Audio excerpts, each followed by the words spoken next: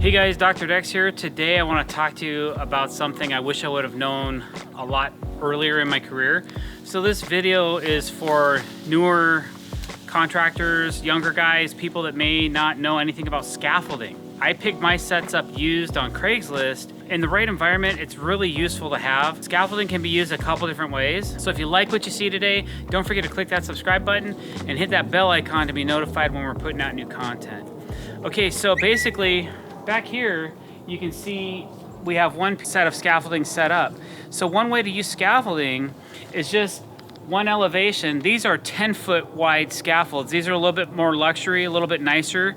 They have a 10-foot plank. Usually one set comes with one plank. So I have 4 sets of these and 4 planks. But for this project, we're only using 2 sets of scaffolding. So I went ahead and brought all 4 planks so we have somewhere to put our tools that when we're working, if we have extra tools or things that we want to set down, we have an extra shelf, we'll call it. So scaffolding can be used a couple different ways. Like this, it's a freestanding, free rolling setup. We can actually keep stacking these on top of one another to create a taller structure. If you go over 3 tall, you need to be able to tie it into whatever you're building. So we usually would tie that in, if we do scaffolding out over 12 feet, we usually tie it into posts of the deck or the rim joist or a ledger or something. I've gone up to 24 feet tall, which is 4 sets of scaffolding. That's getting up there. You've probably seen skyscrapers and people working on things in the past or in movies where there's a lot of scaffolding. We try not to put that much into our scaffold. What's cool about this, you can actually put wheels or stationary legs. Today we're putting wheels on our scaffold. They're adjustable, so you can change the elevation, you can level things out.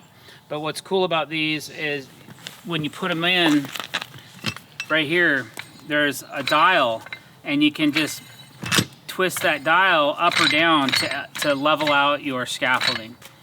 So for all intents and purposes, this concrete's pretty flat.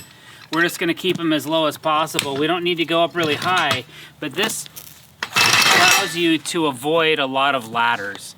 So basically, once you get your wheels on, and then these will actually, if you push down on these, it'll lock the wheel in place so it doesn't roll.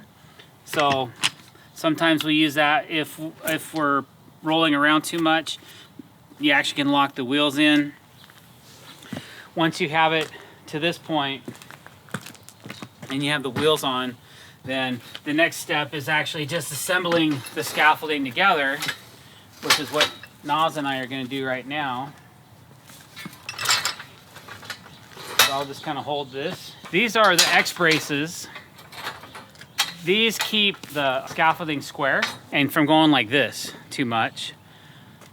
So he's going to pull up the other side.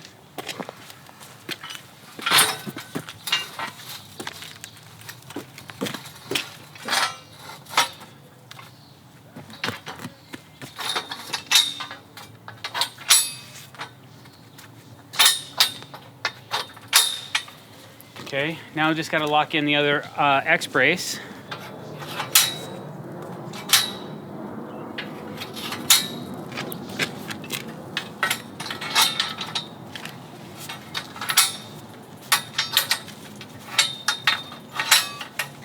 All right, so now that we have the X braces on and this thing's pretty stable, now we'll take a couple of aluminum planks, and that kind of is the final locking mechanism. So we like to at least put 1 plank per run, especially if you're only doing 1 high. So let's go ahead and bring that over.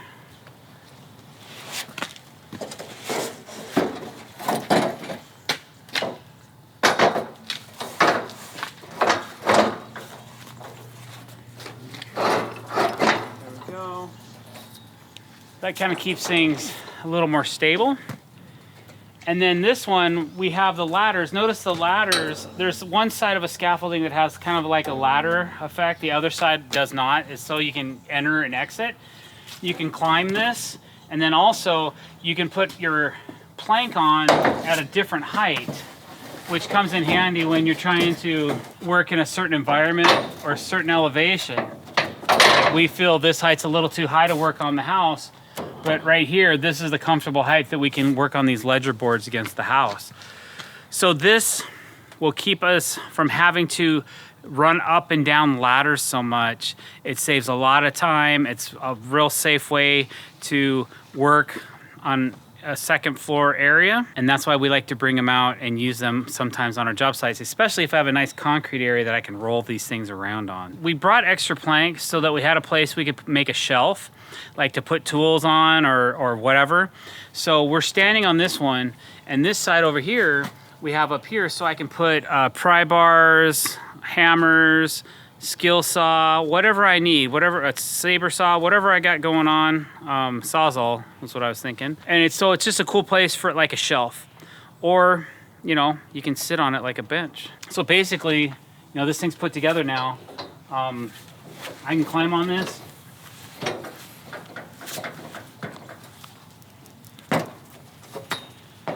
And now I'm at the right height that I need to be able to tear these apart. If this deck was much taller, we could double these up and still roll them around. If we have to go to a triple, then like I said before, we'd have to tie them in. It's a pretty cool way to go when you have a lot of areas that you need to work on.